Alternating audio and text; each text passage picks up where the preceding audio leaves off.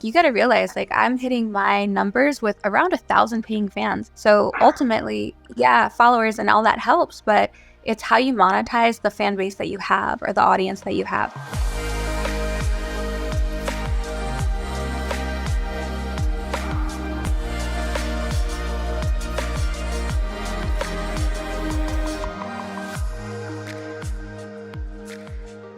Welcome back to On the Horizon. This is Melrose Michaels. I am your host, and I'm here to share what's worked for me in building my adult creator business to try to make building yours just a little bit easier. Let's get into today's episode. Ready to dive into an electrifying conversation with a true industry maverick. Today, you're going to meet the luminary who not only conquered the adult entertainment world, but transcended boundaries to become a multi-dimensional success story. Someone who shatters the norms and has proven that limitless potential knows no gender.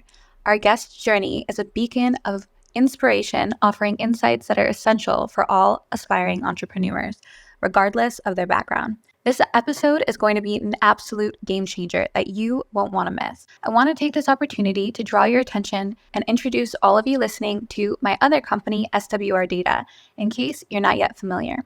SWR Data is on a mission to survey adult creators like you. We want to hear your feedback about the challenges you face and how the adult industry can better serve your needs. Our goal is to collect your experiences, opinions, and observations about the current state of the adult industry. We'll use this data to advocate for necessary changes to make it a better place for us, the creators. The reality is, a lot of people in power have never been creators, and they simply don't have the lens to know what our needs are. SWR Data is that lens. However, I can't do this alone. I genuinely need your help. So for that reason, we're inviting any creator who's willing to participate in our qualifying survey, which helps us understand your expertise as an adult creator. By taking the survey, you can then start participating in future paid surveys. Our ultimate aim is for the CEO squad to have an additional income stream through SWR surveys alone. Your experience as a creator is valuable, and I think it's about time you got paid for it. This is a collective effort, so if you're interested in participating and getting paid for future surveys, comment to let us know you're interested, and we will DM you the qualifying survey link so you can join us on this mission. With all of that being said, let's get into today's episode. So today we are being joined by Ricky Johnson, a wildly successful contract performer for Brazzers, who's taken the adult creator career to the next level by building an entire empire around it. Ricky is a producer and a director for Reality Kings, an agent for Hussy Models, and owns Ricky's Room and Ricky's Resort. If there is anyone qualified to talk about navigating the adult industry as a male creator, it is Ricky Johnson. And he also so happens to be a very kind, grounded, genuine human being. So welcome, Ricky Johnson, to the space. Hello, thank you for the kind words. I really appreciate it. And thank you for having me on this platform. It's really cool. It's a good way to be able to talk to folks and just, get more information out there. Absolutely. So if we can start this, my question, I'm sure a lot of male creators listening, because we get questions about, how to become a part of the industry all the time. Could you tell us how you originally got into the adult industry? Well, I'm an old geezer. So about 9 years ago, I was in college with my teammates. I was running track and had like an epiphany. Funny story, I got scammed by some people with some speakers, long story short, and I didn't have rent. I was like, dang, I need to do something. And so I kind of thought about porn. And a lot of my friends were like, yeah, no, I can see that based on just like, how I was as a person. And I looked up, researched it for like 6 months in like study hall, and I just made sure it's something I would be passionate about. I had my roommates take pictures of me, and I sent them out to 3 different agencies, and 2 of them hit me back and had a long conversation with OC Modeling. And she was a woman, so it was like a female presence, and I figured she would like care about my career a little bit more than the other guys would. And so I chose OC Modeling, and then that's just how I got in the industry. It was fairly simple. It's just a matter of like staying in the industry. That's the hard part. Yeah, that's a good point also. Before we speak to staying in the industry, because that's a very meaningful topic, I want to ask you, what do you think male creators should know before entering the adult industry? Well, I didn't get into the adult industry I'm a horny guy, like having sex, but the whole basis of getting industry wasn't like to get laid. I saw like a place for people who can like be themselves and who are like sexy, like people, maybe people who have had like things happen to them, but they're able to take control of their own sex. And there's money in that as well. And you can just be yourself. And it's like a brutal sport where you can have your own fan base and just, live with that and have a great journey with that.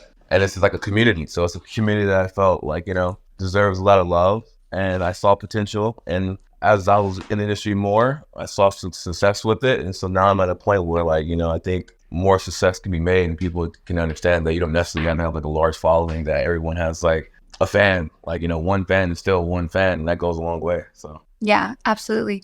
To that point, like one of the things I get asked about a lot is because I'm not the biggest creator. Like I'm 50K-ish on Twitter. I'm, 300K-ish on Instagram, heavily shadow banned. And a lot of the creators that reach out to me are like, well, if I don't have, 10,000 subscribers on OnlyFans, or if I don't have X amount of fans on this platform, like I'll never make that much. I'm like, you got to realize, like I'm hitting my numbers with around 1,000 paying fans. So ultimately, yeah, followers and all that helps, but it's how you monetize the fan base that you have or the audience that you have. So I love that you mentioned that. yeah, followers don't always equal dollars. And even the people and creators you see that have like, hundreds and thousands, that doesn't necessarily mean like, that's being utilized properly. So Absolutely. Yeah.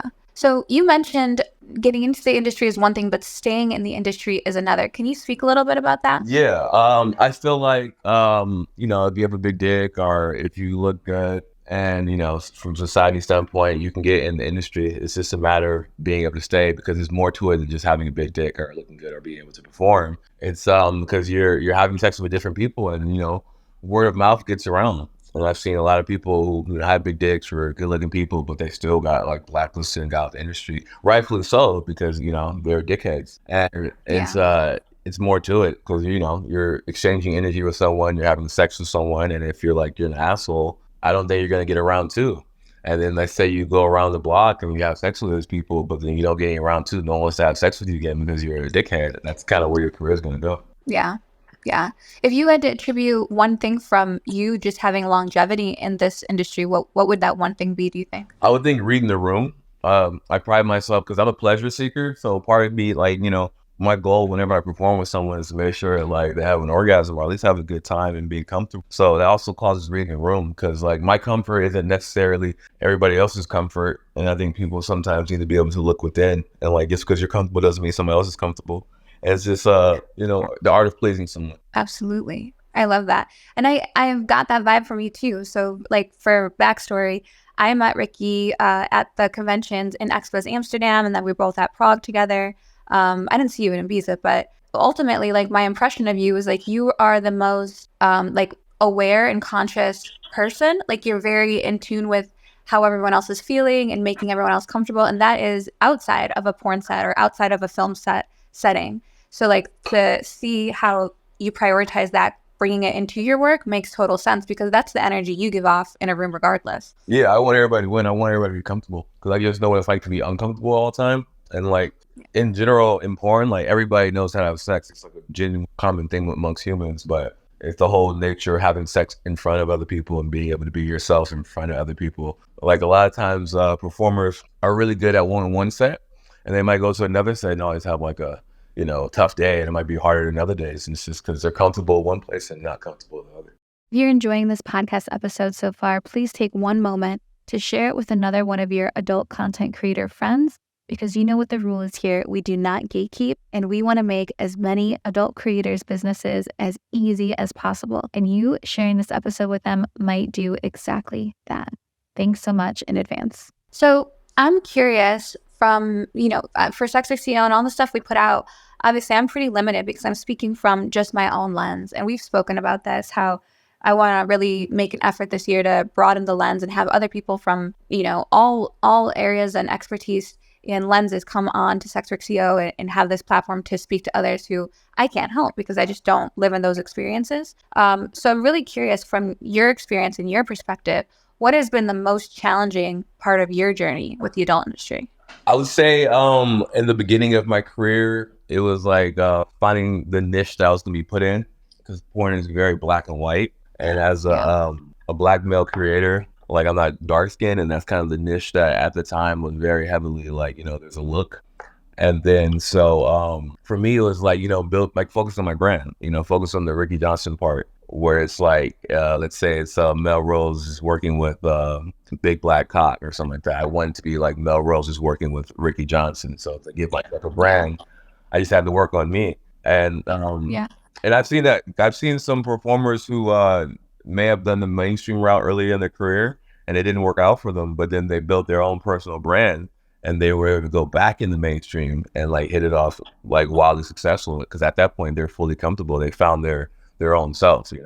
And the brand, I mean, that's what really is important and necessary to have longevity, I think, in business just in general, because that's where you can charge premium pricing and when you can kind of set your own stakes for things. So I do that. The fact that you brought that up is super important. I wonder, is there any, or has there ever been a time that you thought about quitting adult? Like, has there ever been an obstacle where you're like, man, maybe this isn't it for me? No, but I mean, I have had things where I would consider like, my worst scenes. Like they don't have probably over 1,000 scenes, but there's 3 that were my worst scenes ever. And like, there's a feeling you feel after you have a scene that's just like, where you're just like, man, I feel like the lowest I can possibly ever feel. And it's not until you like, work again or have just another day that you feel better. But yeah, in those moments, it's just a matter of just like, it's just like a life trial. If something happens, it's, do you just quit or you keep going type of situation. If there's creators listening in right now that are on the fence about quitting, is there like something you'd say to them? I would say keep going. I mean, like it's all about what your passion is. A lot, even as you are a porn star, you may not feel like a porn star with like, notoriety and stuff like that, but it's still few for people who like, put themselves on camera, and it's very vulnerable, like, position to put yourself in. So like I said, don't give up, and you know what you want as a person. If you really, really want something, keep going. I think it's worse to live a life with regret, and don't tiptoe if you're either going to do it or don't do it. Just give it your full all and just see what happens. Yeah, no, I love that. I love that. So for a lot of male performers, I know that navigating kind of how to do collabs or how to do trade work in terms of content can be really, really difficult. How were you able to start collabing with other creators for your own platforms like OnlyFans or Ricky's Room in the studios, etc.? Yeah, so I had the privilege of producing for Reality Kings and Browser and being in industry for a solid amount of time. And then the porn world kind of turned to like more of a content world post-COVID. And so a lot of my colleagues were already in the stance of like, oh, let's all shoot content. And so it's very like, like easy traverse to just shoot a bunch of content with people who I've already worked with because we already built a solid rapport. And a lot of times I work with new people as well who I've never met before.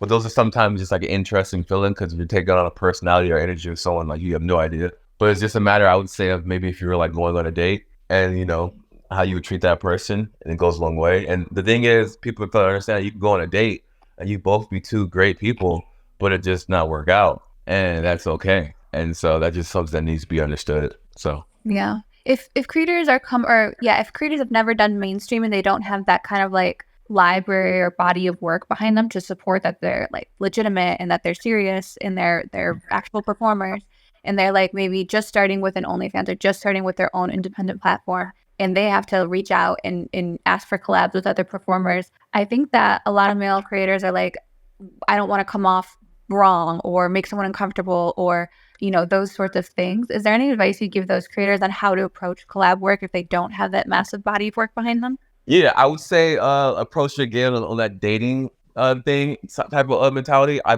haven't done online dating, so I don't know what the approach is there. But if I did, I would just like, a lot of times I would go based off what I know is like not the route to go, because I've seen a lot of guys who like, quadruple 5 times text if the person doesn't respond after like once, twice, and I think, take it as an L and move on. I think the best way, if cold calling is not the best route in my opinion, maybe, but you can also, there's network, there's a lot of events in the industry.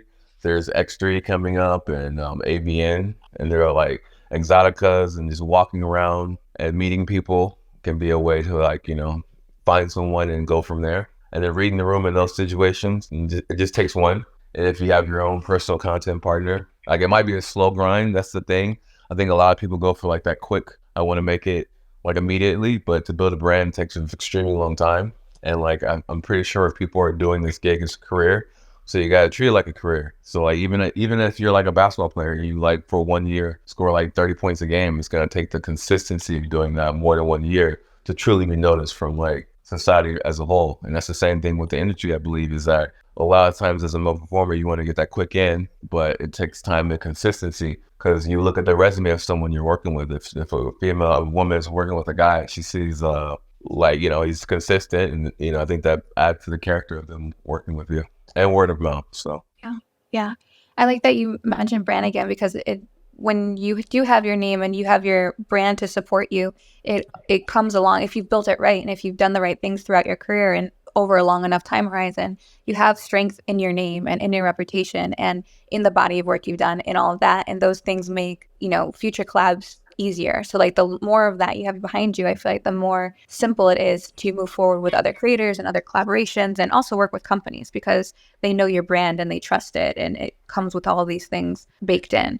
So I love that. Brand is such a powerful thing. What do you think has made you individually successful as a male performer? I think consistency, and I think I really do have the mentality of just like not eating alone and just want everybody to win. So like I'm not really out here for like any hidden agenda. I'm more some like I want everybody to unite type of thing. So I think that gets my help. So Yeah. Yeah, genuinely. for sure. That's what drew me to you too, because when we first had our first conversations, it was like, how can we help each other? How can we collaborate? What can we do? How can I benefit you? And that's the same approach I try to take with any kind of collaboration I enter into too. And it made you stand out to me because it's like, well, this person wants to grow. I want to grow with him. Like, how can we make something beneficial out of this set for everyone? Let's And grow together, baby. yeah, exactly. Okay, so next question. This one I'm curious about. Is there anything that you look back on and think if I had done this one thing differently, I probably would have found success sooner? Honestly, I believe everything happens for a reason and all that, but I would have probably started focusing on my brand a little sooner because I feel like my career didn't really jump off as much as it did until I started shooting stuff for like my own personal brand. Yeah. I mean, it definitely helped that I was with the companies that I was with and also where I was being contracted. But once I started like shooting my own stuff, it was having a possible resume. Because honestly, if I was to like, not have a contractor, nothing like no company is shooting me or something like that, I still have my own personal brand that you personally built. So I think everyone, if they have an OnlyFans, they should also get a website. I know that might sound like a lot, but at the end of the day, if you have an OnlyFans, you have a website because that's literally people going to your site. So if you just duplicate that, there's no problem with that. That's the same thing as if you're putting something on Pornhub, or you're putting something on Twitter. You're just getting your content out there more, and you're having that's you working on your brand. Like even if you feel like, oh, I'm only gonna get 1 follower, 2 follower, like that's your baby. As much as you work on your OnlyFans baby, work on that personal site baby, and that's you can grow that. I promise. So yeah. Yeah. That's one of the things that I look back on because like I had launched a personal site under my first stage name like in 2014 and it grew and it had some success, but like it wasn't the right time in the market for people to want to be doing the subscription model. Like everything was like buying clips or live stream and it was really hard to maintain. And at a certain point I was like, all right, I'm just going to kill this. I'm going to focus on cam and clips because that's where the money is right now. And I regret that so much because I had a fan base there. It would have continued to grow over a long enough time horizon. And then I would have had all that fan data, like their emails, their everything. And because I closed the site, I don't have any of that. So that's excellent advice because it's something I regret personally looking back. So the next thing I kind of want to talk about is like around building your businesses. So how do you manage juggling like all of these elements of your brand? You're a performer, you've done, director, you have studios, you've been an agent. Like how do you manage juggling all of these things? If not me, then who? No, I know. I think in the whole the destination that I want, there's a lot of things that I have to do. So it's just a matter of just like it's just all a part of the journey. If I want a community, I know like during the COVID times and during like the Black Lives Matter times, it's about like ownership, having a say. You have to be able to like be an owner or something. So part of that was just like putting my head down, working really hard, and I wholly believe in like sacrificing years for like decades of joy. So Yeah. like putting my head down and knowing the goal and just enjoying the journey because it's fun for me. Like I have 2 more sites coming this year and try to build a network. So like in like another year from now, a year from now, I have like 4 or 5 sites, and then I'll be able to like put money in other people's pockets with 4 sites there, and I'll be producing for other companies. And it's just like, it's a matter of like being able to write out checks to people, and they use that to like invest in their own selves and just continuing the line with that. So that's the goal. Well, with all of that being said, then what right now, present day, does like a day in your life look like? It changes like during depending on the week. Like I had the Ricky's Resort project, which kind of came out of nowhere because originally I had Ricky's Room, and then the next site I'm working on is called sextapes.com. And then I wanted to do a project called Ricky's Resort, but then it became a big enough project to become a standalone site and something I can do multiple times a year. So it's mainly the Ricky's Resort site, just to go off for a little bit. It's just me having like 16, 17 female models and then like 9 guys. And it's a secluded space, and everyone has a wristband situation. So if you have a green wristband, that means you're down to be having sex and be on camera. A yellow wristband just means you want to be on camera but not have sex, and a red wristband means like you don't want to be on camera nor have sex. And I think that's just a cool concept in general for the industry sometimes in these kind of events, because it helps people read the room. And that's just a huge situation that I think is needs help with important, is people being able to read the room. Even sometimes it's a blurred line because it's a sex scene. You know, if you're having sex, you still need to be able to read the room. But yeah, I'm going off for a little bit of spazzing. But another day of life, just hanging out with the homies, working out. I used to play video games, but now that I have these site situations, it's mainly just for probably the next 6 months is head down, locking in, and whenever I have free time, spending it with my partner and my little one. So. Oh, I love that. So now with everything that you have going on in all these areas of your business, the studios, etc., can you tell us a little bit more about why you chose to venture into these specific businesses? In terms of agency and production? Yeah. Yeah, well, so in terms of agency, I want to be a proper gatekeeper and mentor with all the information that I'm learning. I want to be able to help other performers, and as an agent, I wanted to like, eventually have like a 360 type of agency that like just provides stuff for talent, and like a Soho house for porn, like where it's just like you just have a community that's set up there, so it's just built for you to thrive. It's just like putting into it the community just by you being better and just networking, having a proper outlet information. So I think part of the early process is that having agency and having network of sites, and then once I build more places in the community for people to use, then it's just a funnel. Yeah. It sounds like you're super clear on your vision, like for what you want as terms of like an end game for this career. Do you feel like you're super clear on that? Yeah. I think I want a 6-7 site network, which I think is on me if I decide to do that. So I think I'm just in control of my career path at the moment doing that. I want to low key make an award show. I think that would be cool. Or maybe invest in one currently. I don't know how the process of that. I want to be involved in like, they have those like sex clubs, like Kinky Rabbit and stuff like that. I want to do one for like Ricky's Room. I think that would be cool. Like a new sex club. Have a strip club, be involved in hotel and mattresses. And I'm willing to like speak on my dreams and journeys just because like, I'm standing on business with all that. So if people want to like join or do it themselves, I'm privy to competition. So it excites me. But those are all things in journey, because I think sex industry is like a huge tree, and then like there's so many branches you can go from there. And these are all outlets that like friends, family, and people in the industry can join in on, so it's like it can really become a giant community of just like success if done properly. Absolutely. And it is like a tree. It's just like every vein can lead to multiple outlets, and I love that you spoke to that, because I think that's what kind of things get me excited in business as well. It's like I have this vision, and then when we get there, we can do all these other things. And it doesn't have to be strictly to in adult. It can be adult adjacent, and I can bring in people I want to work with and have those experiences with the people that are meaningful to me. So I totally get that. What advice would you give kind of the male performers listening today about expanding their brand beyond just making content? Yeah, I would say get yourself out there, be a personality. And it's a hard game because some people are introverts and extroverts, but even as an introvert, you can do more like social stuff. You don't have to always go outside and stuff like that. You can do stuff inside, but also to each his own. Everyone has their own personality, their own way of doing it. But I would say a way to do it is just do more YouTube-y stuff, do more reels. I think we're in more of like a generation of just doing more because there's a YouTube generation, it's a TikTok generation. It's less. It's just more of a social generation. So Yeah. showing your foot. You spoke a lot about like being in service to others, and it makes me curious. Do you have like a mentor, or do you have anyone who's really helped guide you through your journey? Not a damn person. No, but let me see. No, not really. I did grow up.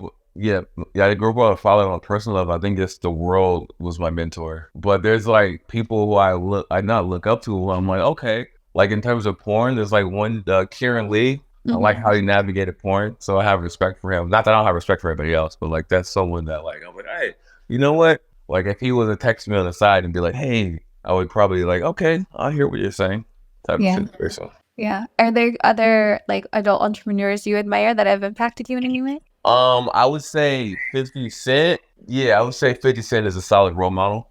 That's Okay. about it. And then this, I mean, this seems clear to me, but I figure I'll ask. But do you consider yourself like a mission-driven person? Yeah, yeah. Like I feel like I'm on a mission, so that's why it's like head down and get after it. And then I'm curious too on this one because I've been talking with a lot of other people in the industry, creators, company owners, just people in general, kind of about, we're in a new year. What are the predictions you have for our space? So I was curious, do you have any predictions for the adult industry or adult creators? Or like, are there any shifts that you anticipate seeing in our space over the next few years? Okay, there's two shifts. One I feel like confident on, and the other one I'm like, I have no idea. But I think because porn has become pretty much a monopoly, and even from like, those on the outside not knowing, a lot of the bigger companies have eaten up other companies. So it's more so, not that you don't have any control, but let's say if one company's not rocking with you, that's a whole sublet of companies that you're not really rocking with. So it's important to have your own ownership and brand off of that. But I think from a standpoint of the industry and production, I think it's gonna be more of a trade. I think a lot of companies are gonna start doing trades with the models because a lot of models are branding themselves. If everybody brands themselves and unites in that terms, then the companies are gonna be a little left to the wayside. So I think for them to stay is for the companies to turn themselves into content creators. So and that's kind of what I do with Ricky's Room at this point in the stage. Like I'm doing more trades than paids, and that's just on if the person wants to do a trade. So I allow them to have also the same content in Ricky's Room, and it's like I don't feel like it's a money out of my pocket type situation. Like we're doing collaboration together, so you deserve the same product. And I think also in terms of AI, I don't know where that's going to go, but there's like use of people's likeness. So I also think it's a very important time to build your brand because this is a time and age where your brand will never die. So if you have like a year to just like, fuck it, let me put my head down and like give it every single thing I got and really play that game of life, and you brand yourself, you're in an AI world where people get likeness, and then there's a chance that you can just be at home while the AI version of you is just doing shit. If that's the type of time you're on. If you're not on that type of time, that's a whole different route and stuff like that. But I just think that's an option for some people maybe. Yeah, that's a side note too. But I'm curious, does the like new stuff coming down the pipeline with AI, does that excite you in terms of like content creation? It scares me and excites me because it's like a matter of like misinformation, and like you can make an AI character do whatever you want, but it's also you can also utilize an AI character possibly to do things for you while you're not doing anything. Yeah, that's where I get torn on it as well, because I'm like, the AI for me, like I don't make boy girl content, I'm solo and girl, but what if I can produce AI created boy girl content for the fan base of mine that wants that? So like it opens up new doors, but at the same time, it's also pretty scary because it can get away from me real fast. Yeah, and get away, and then you might click on another site and there's you doing some shit you don't want to do, and you're like, hey, whoa, I didn't sign up for that. Exactly. Okay, so we're going to start bringing up some people, anyone that wants to speak with you directly or ask you some questions. But I did want to ask before we bring people up, if there is anything you could tell the people listening here today in terms of like one piece of advice, what would that be? I was looking at a Dave Chappelle special, and it was a cool part. I'm probably going to butcher it, but he was talking about like being a dreamer and then also being humble enough to know when you're not in your own dream and you're somebody else's dream. So I don't know if that's too philosophical, but just like understanding like, if you're a strong dreamer, understanding when you're your dream and when you're in somebody else's dream. I love that. I love that you brought that up. I saw his special too, and that one hit home for me too. Almost as a way to like stay humble and understand your presence in the world because you don't know how you're affecting the people around you. Exactly. So, yeah. I love that. I love that. Okay, so we've got somebody requesting to come up. It looks like Foot Fetish Academy wants to come up, so I'm going to bring them up as speaker so that they can ask you anything they're interested in. Foot Fetish, you have the mic. Just unmute yourself and ask away.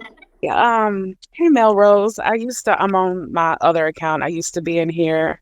My name is the DC Foot Queen. I used to come in and ask about traveling and foot fetish content. I haven't been in for a little minute on a little hiatus. But yeah, so I'm basically on my academy page and I'm so glad it was a point where Ricky was speaking and that's when I requested the mic. When you guys were talking about juggling all of your other businesses and kind of like branching out and having studios and things like that. Okay, so one thing that I've kind of been struggling with, how do you guys deal with this, right? When you decide to do something very different, that kind of like something that you thought up, and then having somebody or other people then copy it and do the same thing that you do. And then sometimes they actually get the credit for the idea or the credit for that thing, and you don't, or you say something and then they take it and then they say it and they monetize it. Have y'all had that issue before? Ricky, you want to take this to start?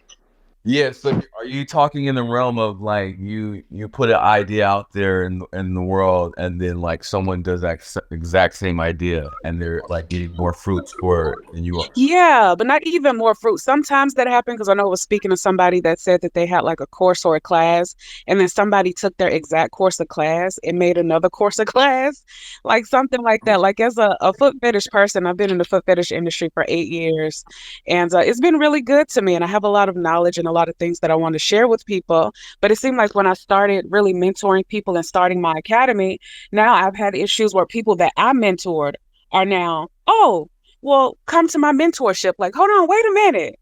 What, you're selling the same shit I sold you? It's crazy.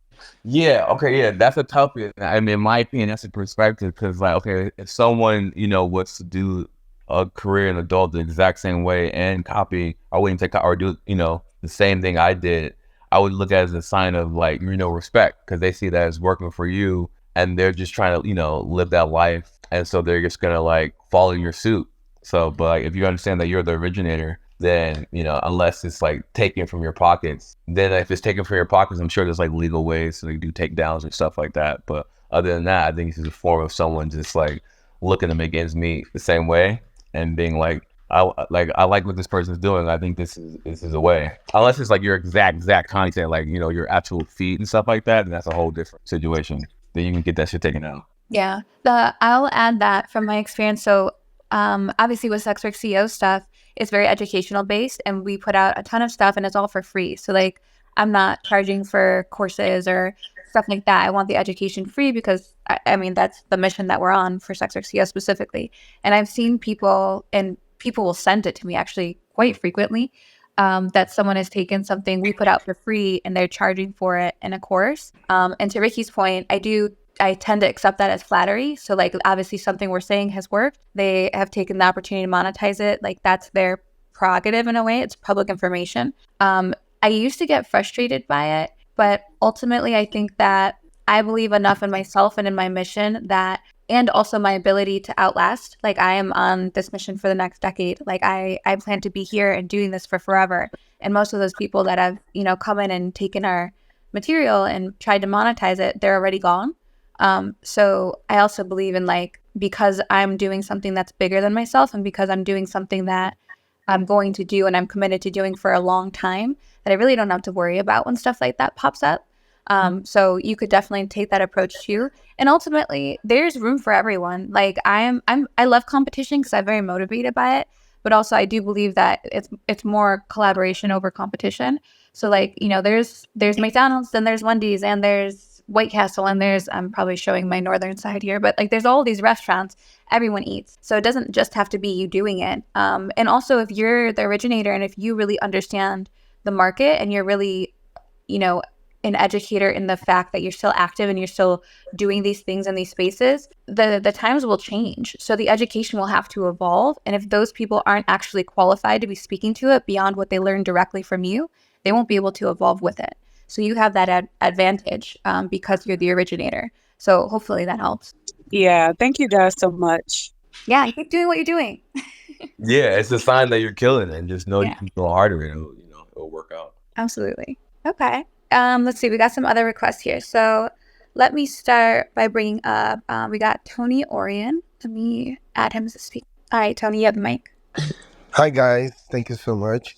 Everything I'm hearing today is so insightful, and I just want to have a few questions, a couple of questions for Ricky, maybe Bren. I've been 10 years in the market. I'm be as an adult entertainer. I actually got a Grabby Awards last year. I'm more focused on guy to guy. I never did guy to girl, but in this past 5 years, I branched into the sex toy industry, and as a brand manager I started creating a lot of educational content on how to use sex toys using my own channels, my OnlyFans, to show my subscribers how to, use in different ways, have different ways to feel pleasure. But I thought that would be beneficial maybe to use my social medias to create a more special educational content. I got certified as sexual wellness coach that would allow me to even extend the give opportunity to show on those socials in a more, like, say, safe way, because you cannot make anything explicit, show anything explicit in the social channels. So I started using like dildos, how to use different rings and cock rings and things like that, and even extending to more the healthy part, like, bodybuilders that have their balls shrink during HRT cycles, or woman that suffers from pelvic pain, and that we have sex toys that helps with absorb the impact during deep penetration sex. It's have been like a difficult journey getting attention on those specific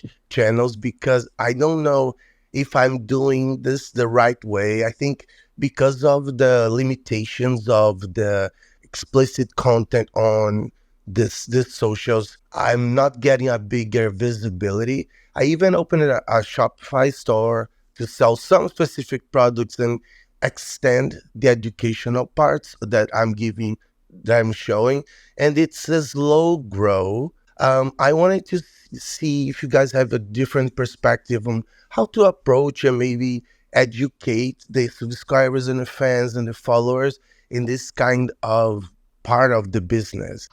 I would say off bat, I heard the part you said it's a slow growth, but it's still growth. So I would take it with the same respect as you would a brand, because you're giving a lot of information.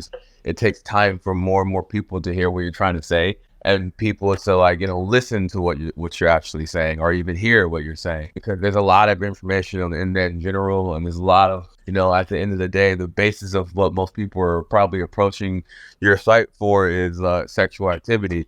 And then after that, they go into the basis of, like, hell, what is this person talking about? So I just think continued, branding the information that what you're saying, he still says a slow growth. That slow growth just turns to growth, growth, growth. And after a while, you have enough growth to, use as capital and, collab with other people, things like this, coming in this platform and speaking on it. Cause, like, all the stuff you spoke of is stuff I have no idea about. And it's stuff that, you share and help other people learn. Because I'm sure it helps a lot of people in this world. So just you putting yourself out there is so yeah. Awesome. Yeah, I'll add to what Ricky said too. It sounds like at the core of what you're doing, it's still a sex education brand, and then you have the toy component that you're gonna monetize, like selling specific toys for specific, sexual wellness purposes. Two things that stood out to me: the selling the toys or opening the Shopify shop, slow grow, like Ricky said, really, really great. But also, because it sounds like you're still in the building the audience phase, I wouldn't expect this store to kind of blow up until you got the audience. So my 2 cents would be focusing on like creating like reels, primarily real content on Instagram. That's just like you speaking and doing kind of sexual education for like kind of the things you mentioned. And like then you'll start to attract that audience. And then once you've got enough of a following base and an audience base, you can then point them in the direction to the Shopify store so that they can get those sexual wellness tools for whatever their needs might be. I'd also suggest maybe breaking out your brand, two different things. So like you've got the sexual wellness brand, which is X thing, and then you've got you in the content you create as something separate, just so that if one goes down, it's not impacting your whole business, because that's obviously the risk we run as creators. So that's what I would add. Awesome, guys. Thank you so much. Of course, of course. Okay, I'm going to bring up Prince Puppy. You are brought up to speak, and just make sure to unmute your mic once you connect here. All right, you're free to speak, Prince. Glad to be here. Thank you for making this space. And first, I wanted to give Ricky his flowers because I definitely been following you for a long time. And as a male content creator, even being straight and I'm on like the other end of it, I still respect what you're doing and I see the business part of it. So kind of like my question is, I spent like a decade in entertainment and I kind of was scared to jump into this, kind of on my own doing content because I always felt like, oh, I needed an extra backer or I needed to partner with somebody. So like, when did you decide like, I'm not going to be the talent no more. I got to create my own business, or did you come into it knowing like eventually I need to do this and that the money that I'm making, is that going to fuel your businesses, or are you actually taking on partnerships where people, are owning like a percentage of your companies? How are you like doing that to be independent? I would say a mix of like all that. So I would say there was a point where when I first got in the industry, something else I wanted to do was do film, like be producing and like make movies and stuff like that. But I wanted to go the route of like understanding it from the scope of like even as talent and even from like the porn standpoint, because I thought it would be a great place to practice is in the porn community, because there's no heavy criticism on like if you're doing a porn movie. Like one of the things I want to do in the next couple of years is like fully invest a lot of money into like a porn movie and try to make it like one of those regular movies you see out there, and then just practice with that before I try it out on the big stage. And even take people that I'm doing with in the porn world and put them in the movie, because if you have the capital, then like you can do it. Exactly. And not to cut you off, but that was kind of like my thought process, because I've met a lot of content creators who are talented, and eventually I would like to put them just in films and things, because a lot of the content creators, that's kind of what they're gearing to, is to do bigger productions and stuff. So I guess another thing that I'm taking it to is I could admire Cat Williams when he was talking about that, about him owning all of his productions and then he takes it and shops it to people. I think that is like so important to do or whatever. So, okay. Definitely, I think it's something that we definitely need to kind of own more of our content and stuff. So I do appreciate you sharing that knowledge. And I appreciate you. Thank you. For sure. Thank you. Did you want to also comment, Ricky, if you do partnered and stuff for projects? Like I know for my businesses, I only have one business with a partner. That's SWR Data. Just because personally I'm kind of a control freak, so it kind of freaks me out to have other people involved with my babies. But that's also like a self-limiting belief I need to work past my own issues. But how do you navigate? Yeah, no, I'm the same way. I'm not a control freak, but I've learned to be really good at delegating. But in terms of expansion and growth, you can't do everything by yourself. So like, it's definitely, I'm on the standpoint of like, I'm slowly teaming more and more with people. Like, I think you need to, because if you want to eat as much as you got to eat with other people. It's a whole world out there. You can't just like think you can take it all for yours. The only way to expand is honestly by having a team, in my opinion. So I'm 100% down for teaming. Like, like we're teaming right now. This is a team of us that's coming together to, speak to more people and motivate others to team with other people. It's just a matter of just like finding people with like minds, getting together, taking egos aside, knowing that me eating has nothing to do with you eating. You can eat some delicious fucking food that maybe I've never seen and stuff I'll never have, but that does not take away from my meal, because I'm focusing on my plate. And at the end of the day, we're all focusing on our own plate. We have our own families, and it happens to be that we're all in the same community and we can come together and just make bread together. So yeah, for sure. Prince, did you want to add something? Yeah, just add one more thing. I also know like in entertainment there, I do a lot of buyouts and stuff when I sign contracts and stuff like that. Is there any companies that actually give you residuals, or do you just know I'm buying out for this, I'm really getting the exposure for this? Oh, you're saying in terms of mainstream, like when I do it, mainstream, like offering. Yeah, no, it's a flat rate.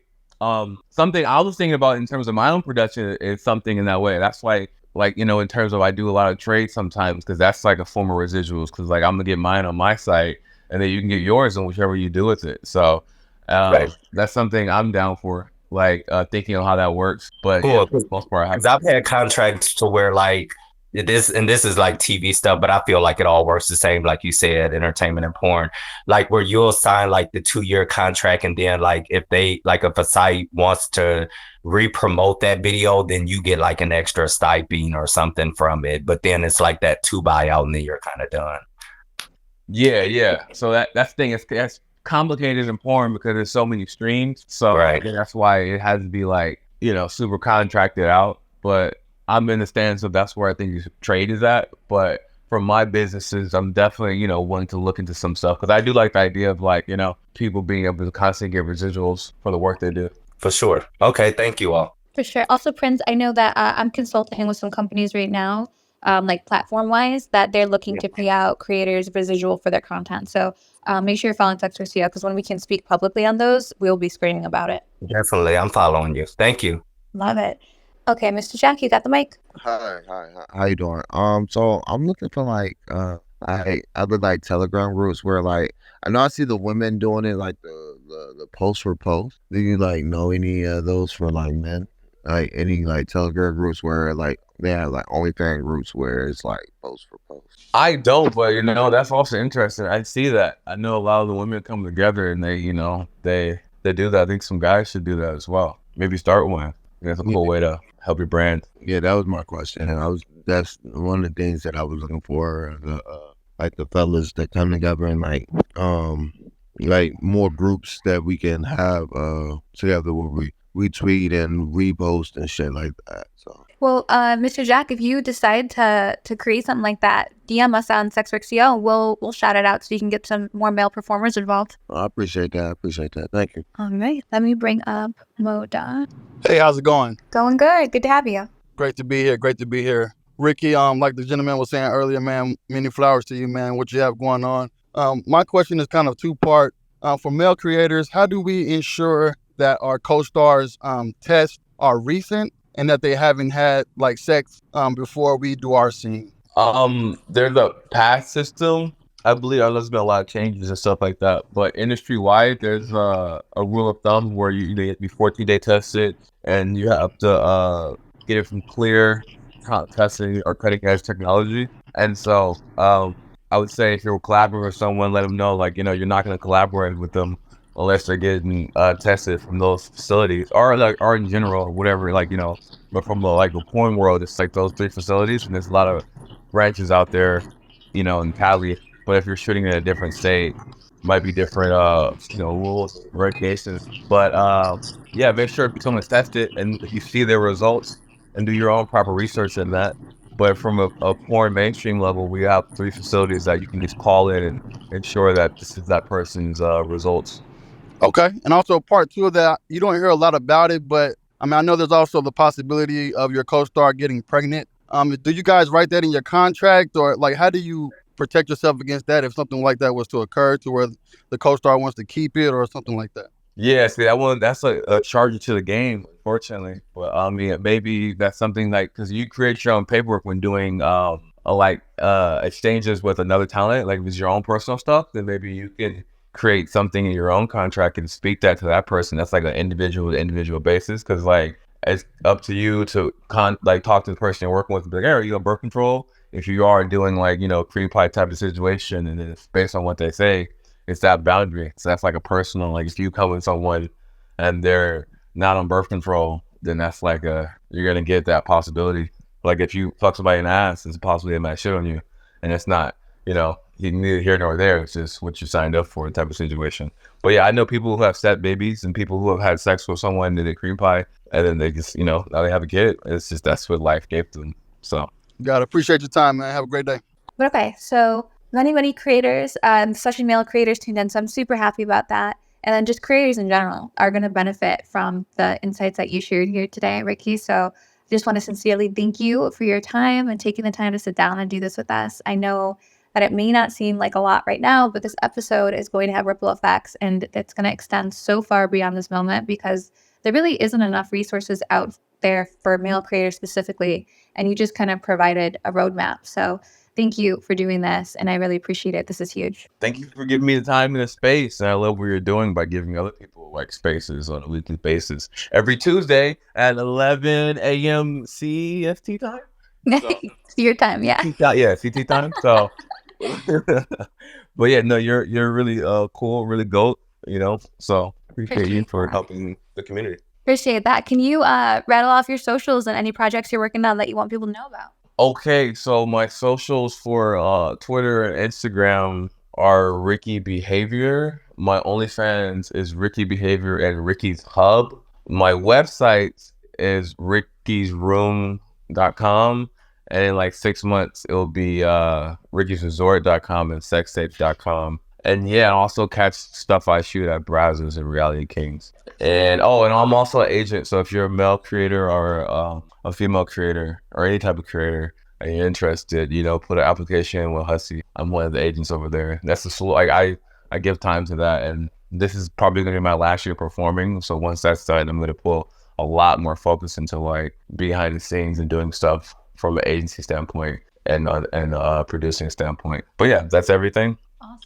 Awesome. No, and I'm sure you're going to get flooded with DMs from creators that want a representation. So this will be great. Yeah, grow together, baby. Let's do it. Okay, awesome. So as many of you listening have seen, we have begun putting a ton of new content out over on our YouTube channel.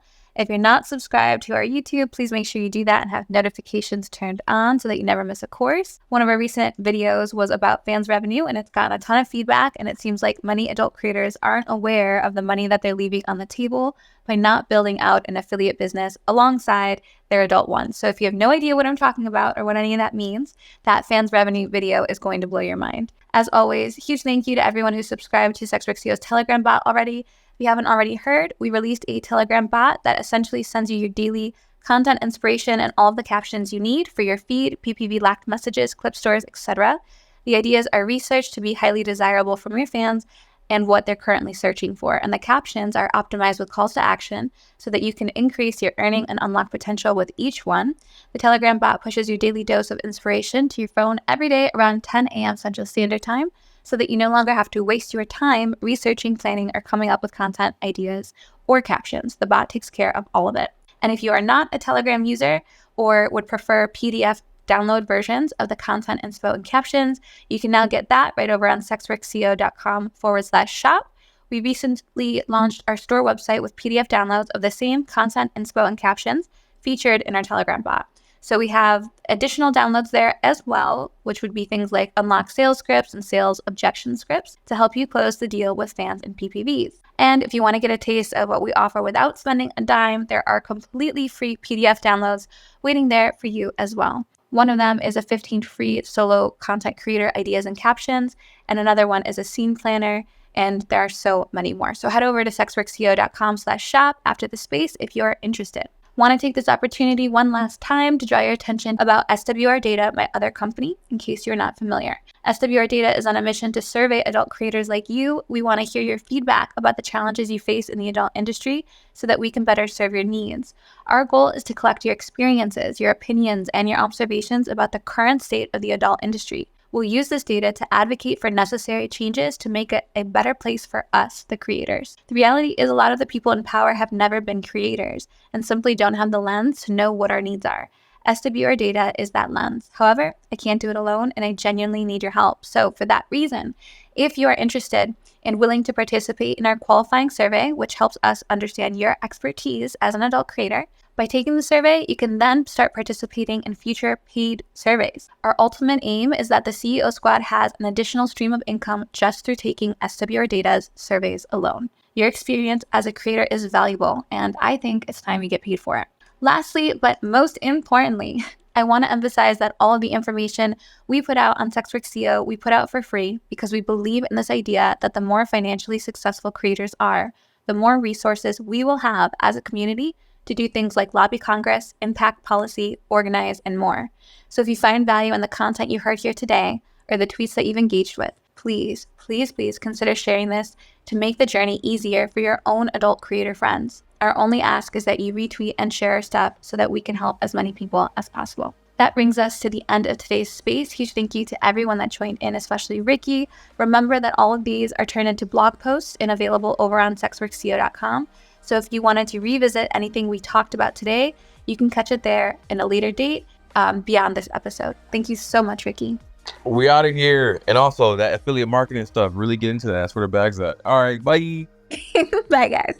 It would be absolutely incredible if you rated this podcast 5 stars and left a little review. We want to get this podcast to as many adult creators as possible, and you taking a second to leave a couple stars and a review really helps us do that. Thanks so much.